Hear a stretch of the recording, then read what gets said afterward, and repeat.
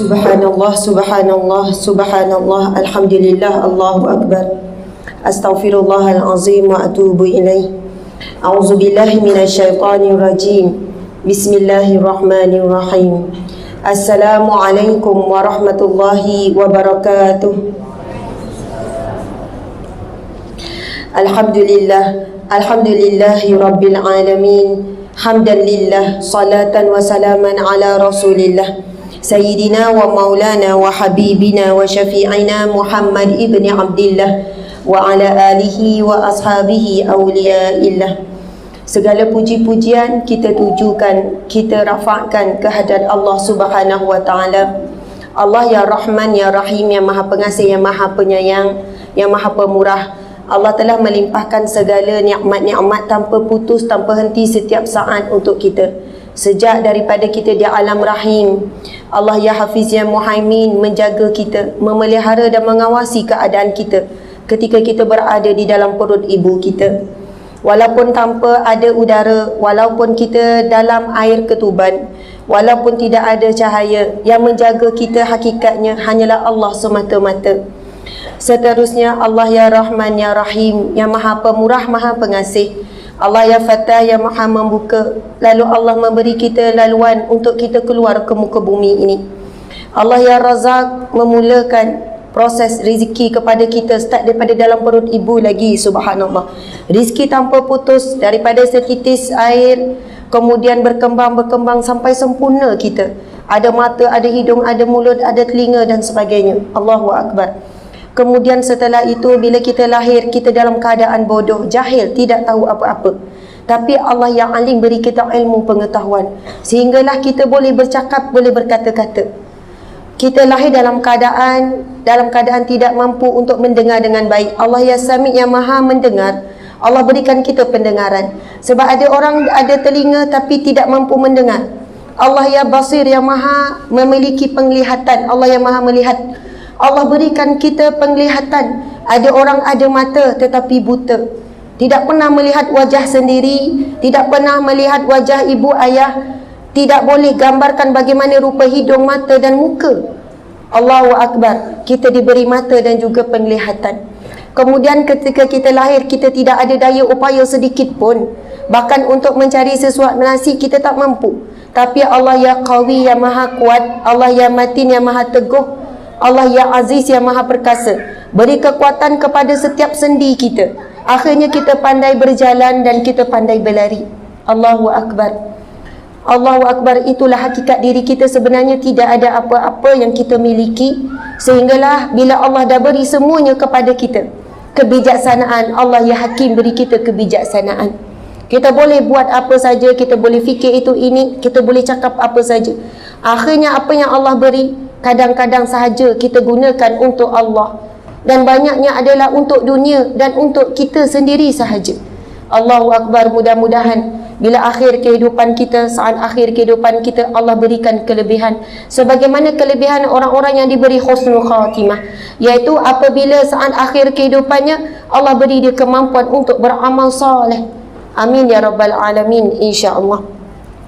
Alhamdulillah, Allah ya Jami', Allah yang maha mengumpulkan. Allah kumpulkan kita pada malam yang barakah ini di rumahnya, di majlis ilmunya, di taman syurga Allah subhanahu wa ta'ala.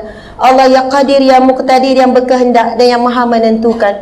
Allah lah yang berkehendakkan untuk kita hadir pada malam ini.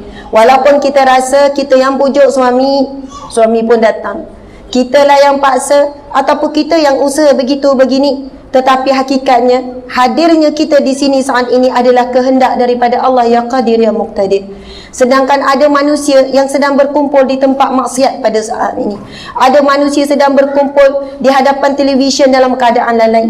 Ada manusia sedang berkumpul di tempat-tempat yang tidak ada manfaat. Tetapi alhamdulillah, roh dan jasad kita Allah pilih pada saat ini untuk berada di salah satu taman syurganya. Subhanallah, alhamdulillah. Sabda Nabi SAW, man salaka tariqan yaltamisu fihi ilman, sahalallahu lahu tariqan ila jannah. Barang siapa yang menempuh perjalanan menuju ke majlis ilmu, Allah akan permudahkan baginya jalan menuju ke syurga. Subhanallah, alhamdulillah.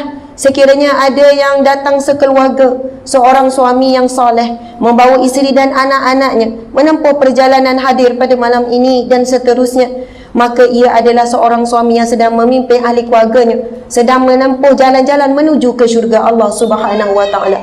Ataupun mungkin hasil daripada usaha pujuk rayu seorang isteri, maka ketika itu isteri itu sedang memimpin ahli keluarganya untuk sama-sama bawa masuk ke syurga Allah.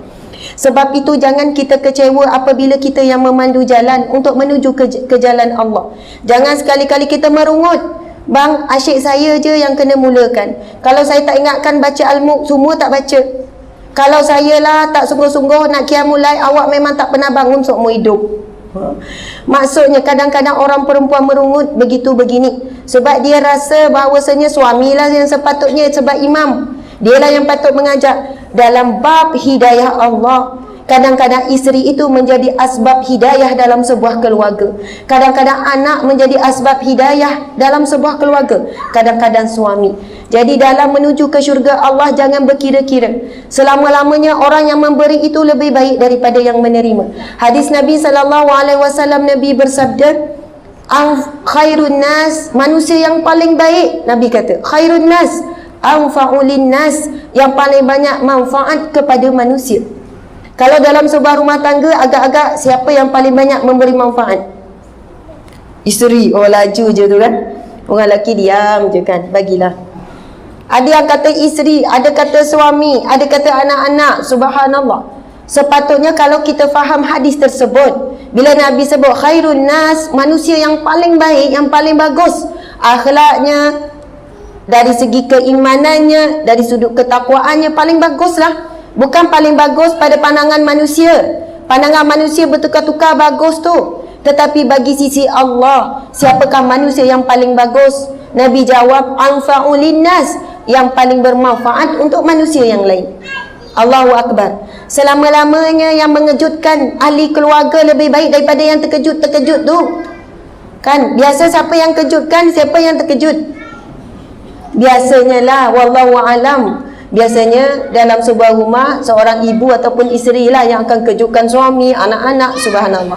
20 tahun dah ustazah saya nikah, tak pernah sekalipun suami kejutkan saya. Syukur puan, puan jadi asbab hidayah kepada sebuah keluarga. Syukur puan, pagi-pagi puan jadi pemberi, puan jadi orang yang paling bermanfaat, sebab puan yang mengejutkan ahli keluarga.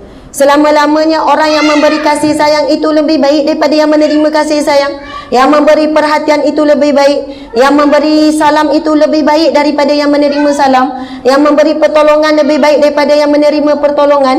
Yang memberi sedekah lebih baik daripada yang menerima sedekah. Sebab itu apabila Allah beri kita kemampuan untuk memberi, bersyukurlah. Janganlah pula akhirnya kita rasa itu satu kekurangan. Asyik saya je, nak harapkan dia memang taklah. Asyik saya. Kenapa Allah izinkan itu berlaku dalam diri kita? Dan bagi orang yang asyik menerima saja, fikirkan, takkan selama-lamanya anda untuk menjadi orang yang menerima. Fikir juga untuk memberi dan sebagainya. Subhanallah, alhamdulillah. Selawat dan salam buat Nabi Muhammad sallallahu alaihi wasallam. Allahumma salli ala sayyidina Muhammad wa ala ali sayyidina Muhammad wa ala ali sayyidina Muhammad kama sallaita ala Ibrahim wa ala ali Ibrahim wa barik ala sayyidina Muhammad wa ala ali sayyidina Muhammad kama barakta ala Ibrahim wa ala ali Ibrahim fil alamina innaka Hamidum Majid. Itu adalah salawat yang disebut dalam satu hadis Nabi, yang Nabi kata itulah salawat yang paling sempurna, yang dibacakan dalam setiap kali bacaan at-tahiyyat. Subhanallah, alhamdulillah. Dengan perantaraan lisan baginda lah telah sampainya risalah Islam yang kita miliki pada saat ini. Pengorbanan air mata, air keringat, air darah Nabi SAW, para sahabat dan semua pejuang-pejuang agama Allah. Dan hari ini kita menikmati Islam ini dengan jalan yang mudah, sehingga kan kita menikmati dalam keadaan kenyang, dalam keadaan tidur yang lena, dalam keadaan rehat yang panjang. Akhirnya kita bimbang Islam yang kita dapat mudah ini mudah juga akan hilang, sehingga kita leka dan lalai. Kita rasa kita dalam keadaan selesa, selamat sahaja. Sehinggalah kaum kufar begitu licik, tanpa henti merancang itu ini untuk merosakkan Islam, walaupun di sebuah negara yang namanya negara Islam.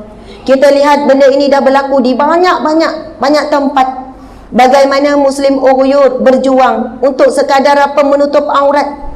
Lalu diguntingnya tudung, diguntingnya baju. Apabila mereka nak solat, mereka perlu berjuang. Mereka berhadapan dengan kematian. Bagaimana suami-suami daripada isteri-isteri Muslim Uyghur diseksa dengan begitu dahsyat di dalam penjara bertahun-tahun. Mereka ada di kalangan mereka yang dibelah hidup-hidup untuk ambil organ tanpa bius. Mereka mati dalam keadaan yang sangat terseksa. Anak-anak mereka dicolek, tak jumpa dah 2, 3, 4 tahun. Kita kalau sehari tak jumpa anak, 2 hari anak hilang, 3 hari, mungkin kita boleh tekanan jiwa, tekanan mental. Tak boleh bayang, tapi begitulah. Untuk mereka mempertahankan kalimah la ilaha illallah Muhammadur Rasulullah. Begitu sekali pengorbanan yang mereka perlu lalui. Kita apa? Kita hanya berlawan dengan hawa nafsu sehari-hari. Itu pun kerana kita terlalu menerima Islam ini dalam keadaan mudah. Kita sangat berat untuk qiyamul lail. Kita sangat kedekut untuk bersedekah. Kita sangat malas untuk mencari orang fakir miskin. Kita sangat berat untuk mencari-cari jiran kita yang susah dan sebagainya. Masing-masing fikir tentang diri sendiri, ahli keluarga, anak-anak, adik-beradik, itu saja. Sedangkan kita akan ditanya tentang hak-hak jiran kita kelak. Subhanallah, alhamdulillah. Terlebih dahulu saya ucap terima kasih kepada pihak surau. Saya tadi datang awal, lepas tu pusing-pusing sikit tengok. Ini taman yang sangat besar dan saya tengok harmoni. Depan tu kan tengok remaja, orang muda main, ada padang kan. Lepas tu, betul ke tak ada padang? Betul kan? Takut saya tengok benda lain. Lepas tu saya tengok, Masya Allah, ramai kanak-kanak, anak-anak muda pun hadir sama. Apabila kita nak melihat hidup atau mati manusia ataupun Muslim yang hidup di satu kawasan, lihatlah surau ataupun masjid. Kalau masjid dan suraunya imarah, maka itu menunjukkan hati-hati manusia yang berada di sekeliling itu hidup. Maksudnya nuraninya hidup, sentiasa mengenal Allah, membesarkan Allah dan sebagainya, insya-Allah. Insya-Allah surau ni kalau subuh tu penuh lah ya. Allah, amin, amin, insya-Allah Ustaz ya. Allahu Akbar. Saya masa saya pergi kepada sebuah, kalau ikutkan jumlah orang dalam taman yang terdekat ni, sepatutnya penuh tak masjid ni, surau ni. Kalau ikutkan tak muat lah kan. Subhanallah. Tak apalah, tu nanti panjang pula cerita tu. Subhanallah, alhamdulillah. Tajuk kita malam ini ialah hidup yang berkat. Betul atau tidak? Hidup yang berkat. Besar sangat muka saya kat situ ya. Okey, hidup yang barakah, hidup yang berkat. Jadi insya-Allah saya cuba kupas tajuk ini lebih kurang dalam setengah jam, dalam lebih kurang 40 minit macam tu, sebab perlu bergegas dengan cepat. Allahu Akbar, subhanallah. Firman Allah Subhanahu wa taala tentang bab barakah ni, yang selalu kita baca dalam surah Al-Mulk, surah yang ke-67 ayat yang pertama. Allah berfirman apa? Surah Al-Mulk, bismillahirrahmanirrahim. Tabarakallazi biyadihil mulk wa huwa ala kulli syai'in qadir. Sadaqallahul azim. Yang bermaksud maha berkat. Tabarak, tabaruk orang sebut kan. Tabarakallah, tabarakallazi biyadihil mulk. Kadang tu orang sebut apa? Barakallahu fikum, moga Allah memberkati kamu. Maha berkat serta maha tinggilah Tuhan yang menguasai pemerintahan dunia dan akhirat, dan memanglah dia maha kuasa atas tiap-tiap sesuatu. Apakah maksud barakah? Okey, izin minum air jap. Bismillahirrahmanirrahim.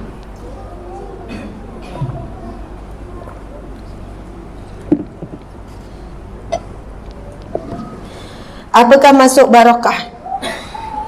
Barakah membawa maksud keberkatan, kebaikan dari sisi Allah.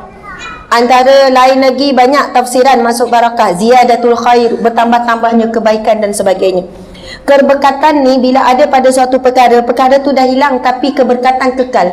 Kekal untuk dinikmati di alam kubur sampai di padang mahsyar. Siapa yang memiliki rumah yang besar, rumah yang selesa, ataupun rumah yang kecil, terpulanglah macam mana rumah, tidak ada beza di sisi Allah. Yang membezakan sama ada rumah itu barakah ataupun tidak. Kalaulah rumah itu tiada barakah, maka ia adalah satu musibah, ia bukan nikmat daripada Allah. Kalau kereta yang canggih, yang laju itu, tak ada beza pun mana-mana kereta di sisi Allah. Yang membezakan adalah kereta itu barakah ataupun tidak. Sama juga sebuah keluarga. Sama ada keluarga itu penuh kasih sayang, anak-anak berjaya, anak-anak sehat, suami isteri berjaya, sekian-sekian kaya raya. Di sisi Allah, Allah tidak pandang semua itu, sebab yang memberi kekayaan Allah ya Ghani ya Mughni. Yang memiliki semuanya Allah yang Malik. Yang beri rizki anak yang ramai itu Allah yang Razak. Sebab itu semua milik Allah. Tetapi yang membezakan pada pandangan Allah adalah apabila keluarga itu barakah. Allahu Akbar. Sama juga dengan duit dan sebagainya. Allahu Akbar. Duit yang banyak tak ada masalah. Tapi bila ada barakah, itulah yang akan menambah nilai keuangan, duit, kualiti hidup dan sebagainya. Subhanallah, jadi bagaimana kita nak membezakan? Ada tak tanda-tanda? Tanda-tanda sesuatu itu ada barakah daripada Allah Subhanahu Wa Taala. Sudah tentu ada tanda-tandanya. Contoh, sebuah rumah tangga yang barakah tentu ada tanda-tandanya. Ciri-ciri sebuah keluarga yang barakah, keluarga itu menghidupkan sunnah Nabi sallallahu alaihi wasallam. Rumah tangga yang barakah dia umpama seperti membina masjid ataupun surau. Yang pertama sekali syaratnya adalah niat masjid itu dibina, surau dibina kerana Allah.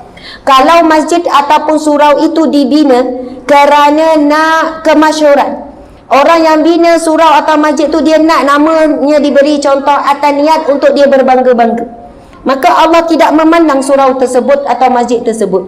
Tujuan dibina adalah untuk kebanggaan manusia, bukan untuk membesarkan Allah. Kalaulah sebuah surau atau masjid dibina canggih, cantik, indah, dan memang orang yang mendirikan tu ada niat selain daripada kerana Allah, supaya dipuji, supaya dihargai, supaya akhirnya menjadi viral contohnya. Akhirnya masjid itu dikunjungi ramai pelancong, menimbulkan kekaguman. Kekaguman kepada apa? Kepada makhluk, bukan Al-Khaliq yang Maha menciptakan.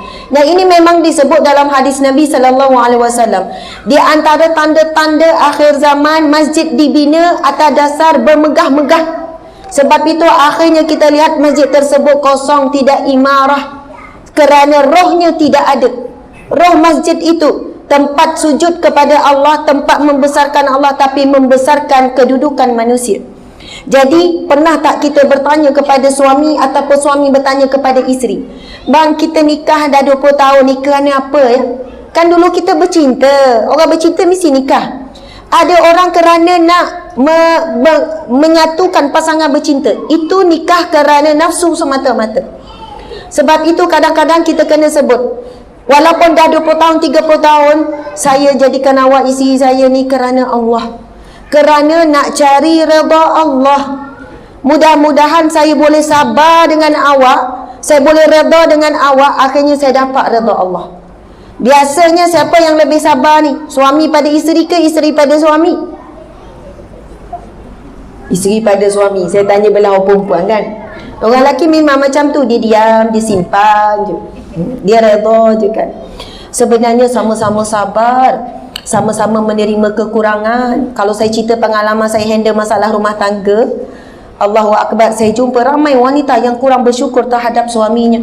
Dan itu yang Nabi SAW sebut apabila ditanya, kenapa ya Rasulullah wanita yang paling ramai di dalam neraka? Kerana dia menyakiti hati suaminya dengan lidahnya. Yang kedua, kerana dia tidak mensyukuri kebaikan suami. Dan Nabi sambung lagi, Nabi kata, ada di kalangan wanita apabila dia tidak menyukai satu perkara daripada suaminya, dia boleh melupakan segala kebaikan suaminya. Allahu Akbar, bahaya. Kadang tu perempuan datang jumpa saya, dulu saya kerja JAKIM, Jabatan Agama, memang kerja bagi undang-undang keluarga, kaunselor, perunding cara. Apabila berlaku konflik, kesedihan yang melampau, apalah, biasa wanita akan datang dengan ayat, Ustazah, dah 30 tahun saya sabar dengan suami saya. Ustazah, ya Allah, hidup saya. Saya pun akan tanya beberapa soalan saja. Pernah tak suami bawa makan? Pernah. Pernah tak suami beli hadiah? Pernah. Pernah tak suami bawa jalan? Pernah. Yang puan cakap terseksa 30 tahun. Maksudnya kadang-kadang kerana ada ujian yang berat, dia melupakan segala kebaikan. Masa puan lahirkan anak, suami jaga Ustazah. Suami ada buat ni buat ni. Subhanallah, Allahu Akbar. Kita bimbang kita jadi isteri yang kufur dengan nikmat Allah Subhanahu Wa Taala. Sebab orang lelaki dia jarang menyebut kebaikan dia. Orang perempuan suka. Suami tegur je sekali, awak ni sampai hati cakap macam tu, awak lupa ke anak tu siapa yang beranak? Itu power lah ayat tu. Kalau dia ungkit bab dia mengandung beranak sebab orang lelaki sampai bila tak boleh buat benda tu. Yang lain boleh. Subhanallah. Contoh, seorang isteri, seorang wanita yang salihah, bila suami dia balik daripada tempat kerja, alhamdulillah, ya Allah, suami balik dalam keadaan selamat, syukur. Kemudian suami ni tengok isteri ni, ya Allah, bersyukurnya. Kalau isteri yang kedua kurang syukur, bang, dah balik tangan kosong je ke? Macam tu kan. Dia lupa nak bersyukur suami dia balik selamat. Ramai mana suami tak dapat selamat pulang, pertengah jalan berlaku aksiden dan sebagainya. Allahu Akbar. Kemudian isteri yang pertama, yang tadi yang solehah tu kan, bila Allah lihat seorang wanita yang sangat mensyukuri dalam sebuah kekurangan ataupun dalam tiada, lalu Allah berjanji di dalam Al-Quran, la in syakartum la azidannakum, kalau kamu bersyukur aku pasti akan tambah nikmatku ke atasmu, wala in kafartum inna azabi lasyadid, kalau kamu kufur dengan nikmatku sesungguhnya azabku amat pedih. Allahu Akbar. InsyaAllah Allah akan beri ilham kepada suami yang pertama tadi untuk bawa balik sesuatu. Suami tu pun bawa balik goreng pisang. Subhanallah bang, syukurnya goreng pisang dah lama teringin. Macam awak tahu je saya suka, saya nak. Dan beberapa hari ni saya teringin. Allah beri ilham. Kemudian bila suami tengok, ya Allah, isteriku ni goreng pisang je ke? Goreng pisang je, tapi terima macam dapat gelang emas. Jadi hari ketiga dia beli goreng pisang dengan air kelapa. Seronok lah. Hari keempat barulah goreng pisang, air kelapa, gelang emas. Masya Allah. Tapi isteri yang kedua, Masya Allah, dah suami dia tu dengar isteri membebel, hari yang kedua tu dia bawa baliklah goreng pisang. Isteri pun buka. Bang, goreng pisang lembek ni awak yang beli, kan ada goreng pisang viral depan sikit tu. Kurang syukur. Memang azab. Walaupun ada rizki di depannya, dia tak boleh menikmati. Lalu suami ni tak nak bising, esok belilah goreng pisang viral, bawa balik dengan air kelapa. Bang, goreng pisang lagi ke? Semalam goreng pisang tak ada goreng cepedak ke? Allahu Akbar. Ada pasangan suami isteri yang sangat suka bersyukur. Walaupun anaknya harap dapat straight A tapi dapat straight B contohnya. Ya Allah, ini kurniaanmu ya Allah. Walaupun anak tu dah berusaha sekian-sekian, ya Allah, kami syukur padamu ya Allah. Sebab apa? Anak kami ni jaga salat, jaga aurat, jaga akhlak. Bila Allah melihat pasangan ini sangat mensyukuri Allah, tak mustahil Allah berikan anak itu, ya Allah ya Hakim, berikan kebijaksanaan. Allah yang Alim, berikan dia ilmu. Sebab kadang-kadang sel-sel otak berhubung lambat sikit. Kalau saya ingatlah masa sekolah rendah saya tak berapa cerdik sangat. Sekolah menengah pun kurang. Bila masuk universiti tiba-tiba jadi cerdik pula. Maksudnya lah masa dulu tak pernah dapat nombor 1. Bila universiti dapatlah pula kan keputusan yang bagus sikit lah, Dean's List dan sebagainya. Sebab itu kita tidak tahu potensi anak kita itu tergantung kepada sejauh mana ibu bapa tersebut syukur kepada Allah. Sebab kalau Allah nak bagi rizki, nak bagi nikmat, apa bentuk nikmat Allah boleh bagi bila-bila masa. Tapi bila Allah melihat keadaan kita dapat rizki sedikit, kufur dengan nikmat, bagaimana nak beri rizki yang banyak, lagi kufur dengan nikmat Allah. Kalau yang sedikit tak mampu syukur, bagaimana nak menerima yang banyak? Akan jadi apa? Riak, takabur, ujub dengan kurniaan Allah Subhanahu Wa Taala. Jadi yang pertama, sebuah keluarga yang barakah, tujuan utama hidup berumah tangga adalah kerana nak cari redha Allah. Sebab itu bila nak cari redha Allah, syarat yang pertama, tolonglah kita berusaha untuk redha dengan segala pemberian dan ketetapan Allah. Ada isteri bila tengah malam suami dia berkeruh, dah tidur, dia tengok muka suami dia. Kenapalah dia ni jadi suami aku? Kenapalah bukan orang lain? Kenapalah tak macam dia tu? Dapat bunga, dapat itu, suami dia romantik. Dia ni lah, dah lah hidung kembang. Dah kahwin 20 tahun, 30 tahun tak boleh redha. Tapi time suami bagi hadiah dia redha lah. Time ada masalah tak redha. Allah Subhanahu Wa Taala berfirman di dalam Al-Quran, A'udzubillahi minasyaitanirrajim. Ya ayyatuhan nafsul mutmainnah, wahai jiwa-jiwa yang tenang, irji'i ila rabbiki radiyatan mardiyah, kembalilah kepada Tuhanmu dalam keadaan kamu redha dan kamu juga diredai oleh Allah. Fadkhuli fi ibadi wadkhuli jannati, maka masuklah di kalangan hamba-Ku yang soleh dan masuklah dalam syurga-Ku. Allahu Akbar. Ini kelebihan orang yang hidupnya sentiasa redha dengan kehendak, ketetapan, keputusan daripada Allah Subhanahu Wa Taala. Sebab tugas kita adalah usaha ikhtiar. Keputusan datangnya daripada Allah. Dah usaha tentang anak kita, hantar tuition sekian-sekian. Anak tu pun dah berusaha sekian-sekian. Tapi dapat ketetapan yang berbeza daripada jangkaan. Lalu kita mengucapkan perkataan, Ya Allah, kami redha, Ya Allah, raditu billahi rabba. Kami redha, Engkaulah sebaik-baik pengatur. Rabba ni maksud dia luas. Kalau kita baca surah Al-Fatihah ayat yang kedua, Alhamdulillahi Rabbil Alamin, segala puji bagi Allah pentadbir sekalian alam.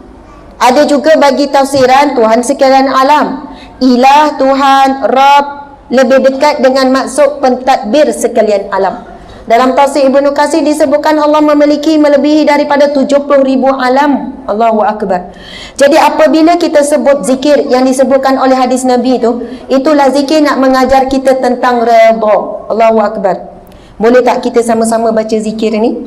Nabi SAW bersabda, barang siapa yang membacanya pada waktu pagi 3 kali dan pada waktu petang 3 kali, dia berhak mendapat redha Allah di padang mahsyar kelak. Jadi apabila kita satu keluarga beramal dengan zikir ini, insya-Allah satu keluarga dapat redha Allah, satu keluarga akan dipanggil masuk dalam syurga Allah. Ayat tadi tu yang kedua tu, Allah memanggil fadkhuli fi ibadi wadkhuli jannati. Yang tengah tu Allah sebut irji'i ila rabbiki radiyatan mardiyah. Kembalilah dalam keadaan kamu redha dan kamu diredai oleh Allah. Dan inilah antara zikir yang boleh membantu kita jadi hamba Allah yang redha. Lagi cepat kita redha dengan Allah, lagi cepat kita dapat membuka bungkusan hadiah daripada Allah. Setiap kali Allah hantarkan ujian, sebenarnya Allah nak memberi sesuatu. Tapi kadang orang tersebut, manusia tersebut lambat untuk redha. Lepas sebulan, lepas 2 bulan, barulah dia boleh maafkan orang yang khianat kepada dia. Barulah dia boleh maafkan anak ataupun suami sekian-sekian. Lambat dia nak redha akan ujian Allah. Dia lupa suami, kawan, jiran, adik-beradik, anak hanyalah perantaraan Allah untuk menguji dia. Adakah dia cepat redha ataupun lambat? Lagi cepat kita redha, cepat kita boleh membuka bungkusan hadiah nikmat yang Allah nak berikan kepada kita. Jadi insya-Allah boleh tak pegang tangan orang sebelah? Pegang macam ni lah. Orang lelaki dia memang kurang sikit bergerak tu kan. Kalau boleh saya minta orang lelaki pun pegang juga, boleh ke? Selit macam tu. Masya Allah, saya puji, Masya Allah. Tuan Haji boleh pegang, walaupun geli, saya tahu orang lelaki dia rasa geli sikit. Kemudian mungkinlah orang lelaki rasa naik bulu roma, cik pegang je tanpa ada perasaan yang mencurigakan. Boleh pegang ya. Masya Allah, Allahu Akbar. Tangan yang bertaut ini, subhanallah, mudah-mudahan bukan sekadar bertaut di saat ini, tetapi bertaut kekal sampai di padang mahsyar, sampai ke syurga Allah Subhanahu wa taala. Allahu Akbar. Pegang tangan ni, nanti saya bacakan 2 hadis Nabi berkenaan bagaimana kawan boleh tarik kawan, bagaimana jiran boleh tarik jiran, bagaimana sesama Islam boleh saling tarik menarik sampai masuk ke dalam syurga Allah Subhanahu wa taala. Ahli neraka bila melalui barisan ahli syurga, lalu ahli neraka itu akan berkata-kata kepada ahli syurga, ataupun ahli syurga akan meminta dengan Allah, Ya Allah, dia pernah membantuku, Ya Allah, dia sahabatku, Ya Allah, merayu-rayu sampai akhirnya Allah melepaskan ahli neraka itu masuk ke dalam syurga. Sebab itu saya minta kita pegang tangan itu, disaksikan oleh para malaikat, tangan yang bertaut, insya-Allah hati juga sama bertaut. Dan insya-Allah tautan ini kekal sampai ke syurga Allah. Amin ya rabbal alamin. Subhanallah.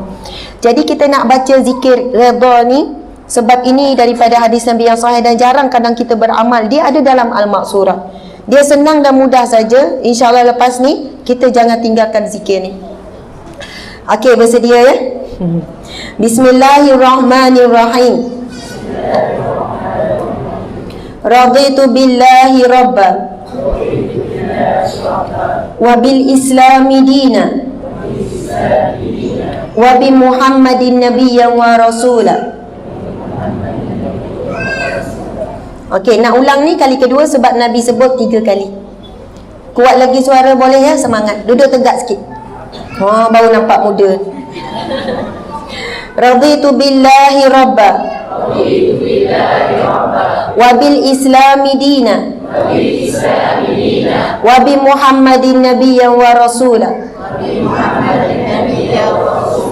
Okey, ni yang kali ketiga. Lepas tu saya akan turut dengan terjemahan dan tambahan-tambahan doa insya-Allah.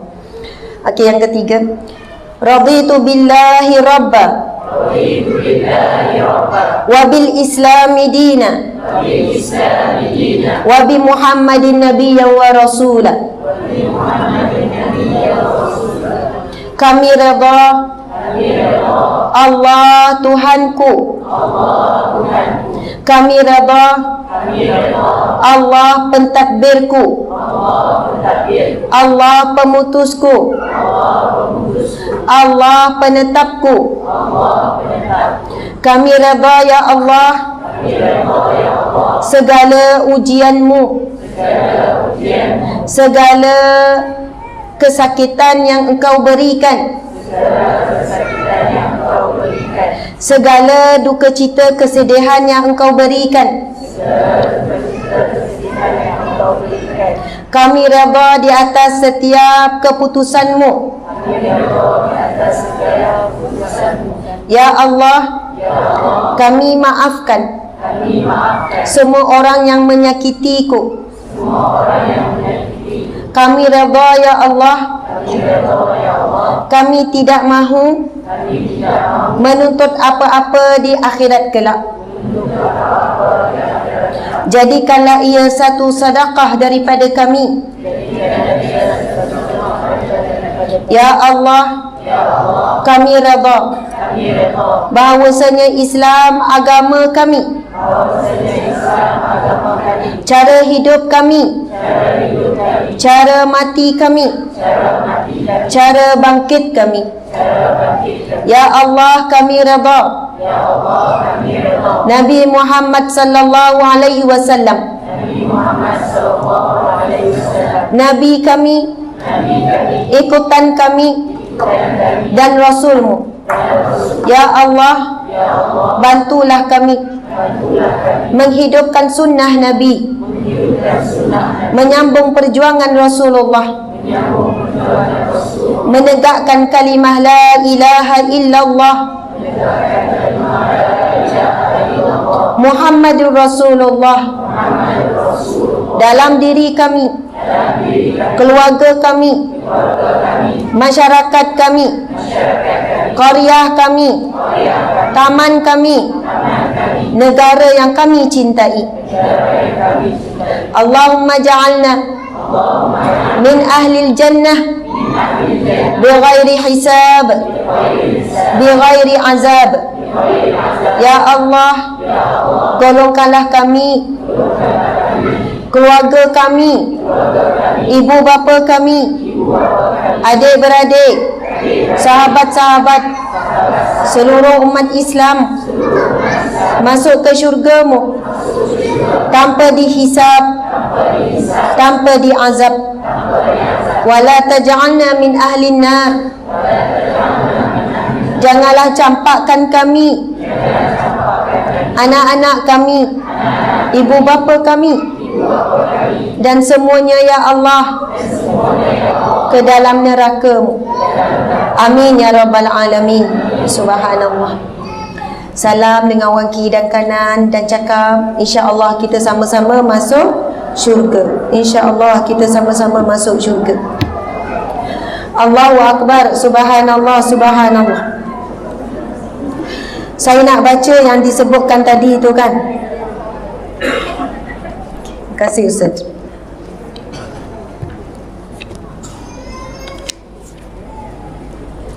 Hadis Nabi SAW yang berbunyi, kita nak baca hadis Nabi ni, bila baca firman Allah dan hadis Nabi, kita cuba sedaya upaya untuk menjaga akhlak kita, adab kita, cuba bagi pertumpuan, kita jangan buat perkara yang lain. Sebab apa? Itu caranya kita beradab dengan Rasulullah. Bila kita beradab, bila hadis dibacakan, itu caranya kita beradab dengan Nabi Muhammad SAW. Nabi bersabda dalam riwayat Muslim, hatta iza khalasal mu'minuna minan nar fawallazi nafsi biyadihi ma minkum min ahadin bi ashadda munashadatan lillah fi istiqsa'il haqqi minal mu'minin lillahi yawmal qiyamah لإخوانهم الذين في النار يقولون ربنا كانوا يصومون معنا ويصلون ويهجون ويحجون فيقال لهم أخرجوا من عرفتم. Sadaqah Rasulullah sallallahu alaihi wasallam, yang bermaksud, setelah kaum mukminin selamat daripada neraka, maka demi zat yang jiwaku berada di tangannya, setiap orang daripada mereka meminta kepada Allah dengan memaksa, merayu-rayu agar dikeluarkan rakan-rakan mereka dari neraka. Allahu Akbar. Merayu-rayu dengan Allah agar dikeluarkan rakan-rakan sahabat-sahabat mereka daripada neraka. Mereka berkata, ya Allah, mereka dahulu pernah berpuasa, solat dan menunaikan haji bersama kami. Lalu dikatakan kepada mereka, keluarkanlah orang yang kamu kenal dari neraka itu. Allahu Akbar. Allah berfirman, maka keluarkanlah orang yang kamu kenal itu daripada neraka. Itu antara syafaat selain daripada syafaat yang kita sebut syafaatul kubra, iaitu syafaat Nabi Muhammad sallallahu alaihi wasallam. Ada syafaat daripada para malaikat, iaitu doa daripada para malaikat. Antaranya hadis Nabi sallallahu alaihi wasallam, apabila seseorang itu berdiam di rumah Allah, di majlis ilmu, didoakan oleh para malaikat dengan 3 doa. Allahumma ighfir lahu warhamhu wa tub alaihi, ya Allah, ampunilah dia, terimalah taubatnya, rahmatilah dia. Itu namanya syafaat daripada para malaikat. Kemudian yang ketiga, syafaat alim ulama. Itu kelebihan kepada alim ulama yang Allah berikan, boleh membantu di kalangan sesiapa, di kalangan manusia, untuk ditarik masuk ke dalam syurga Allah. Kemudian yang keempat, ada juga yang namanya syafaat daripada amal soleh. Antaranya hadis Nabi sallallahu alaihi wasallam. Nabi bersabda, syafaat daripada amal soleh. Ini memang dalam tajuk kita lah, cari barakah dalam kehidupan dengan amal-amalan yang tertentu, lalu kita mendapat syafaat-syafaat daripada amal soleh, para malaikat dan sebagainya. Mana ya?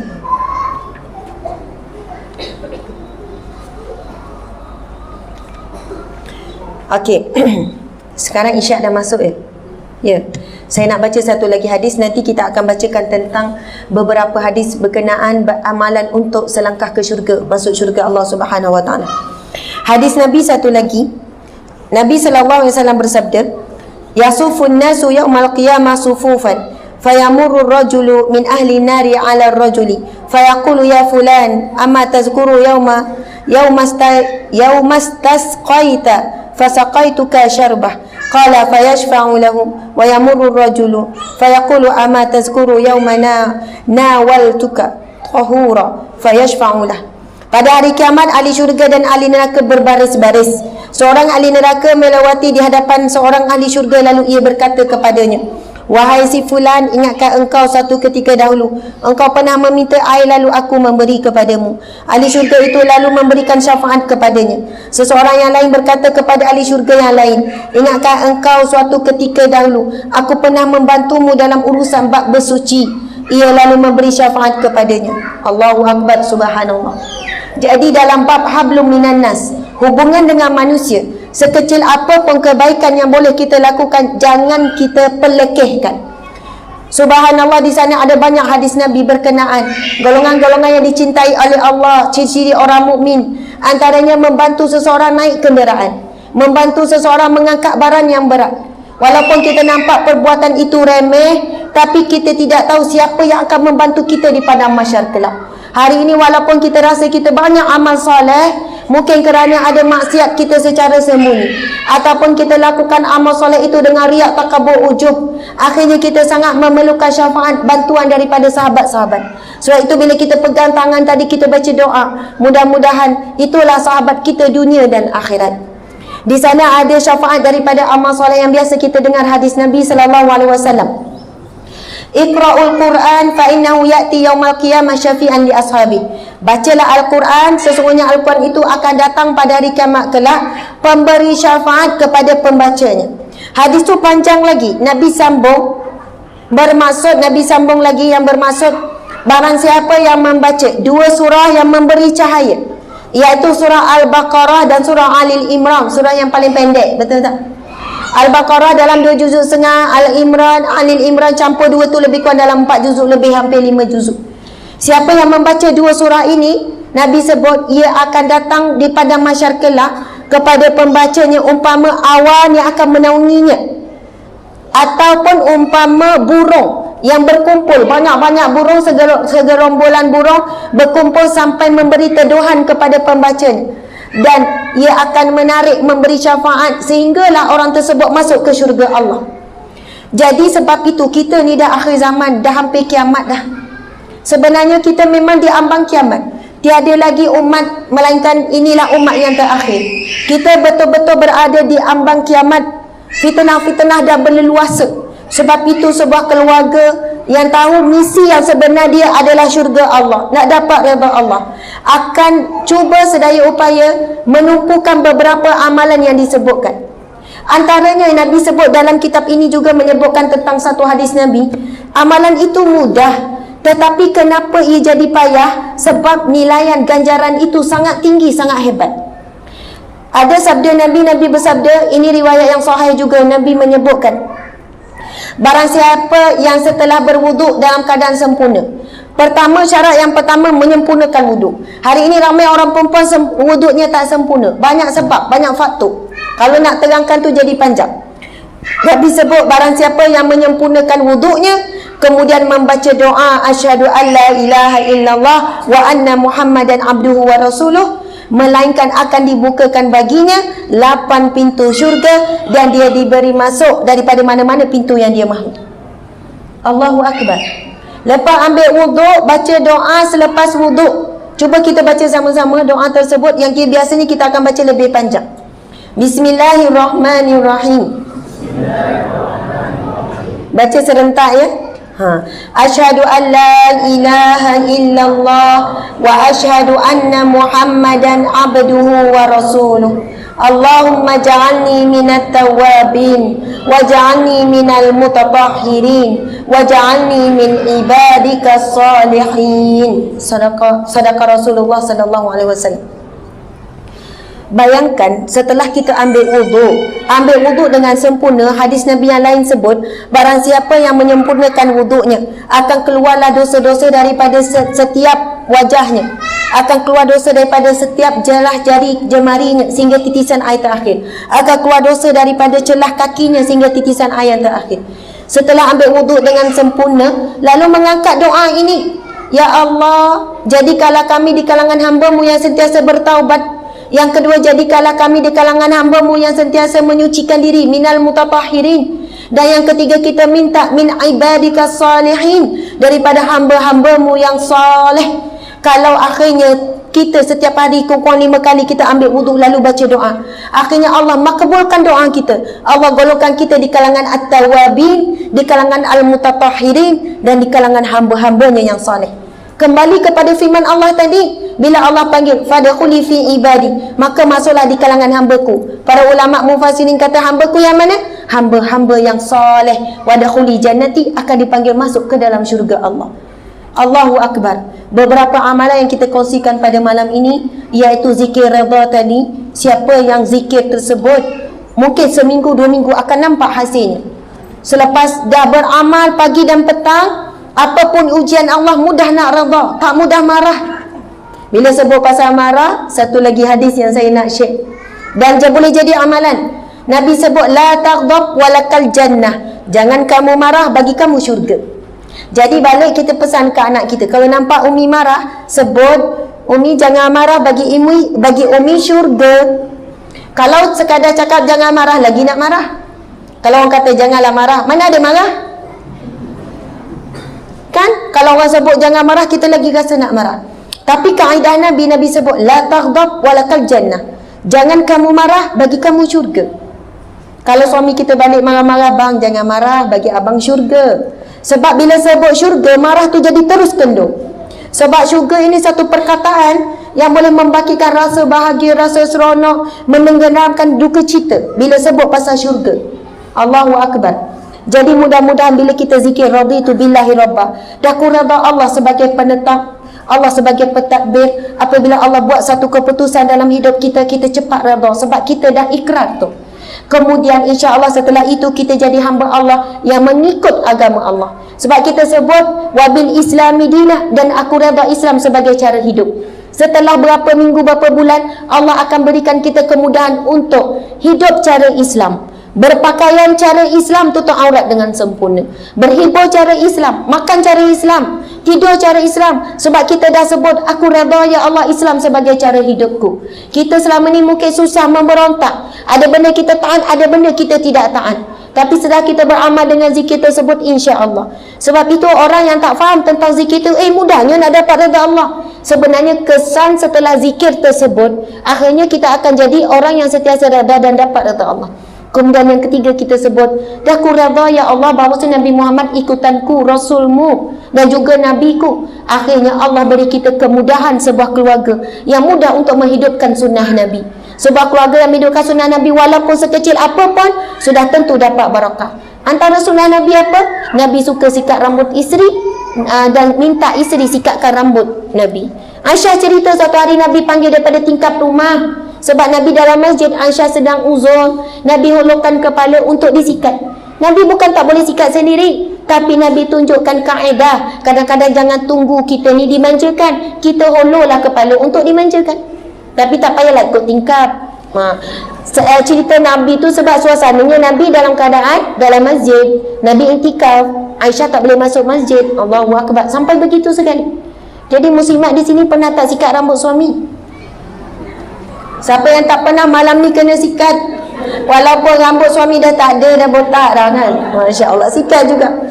Sikat, subhanallah. Nampak macam sikat yang menyentuh rambut, tapi hati yang saling bersentuhan.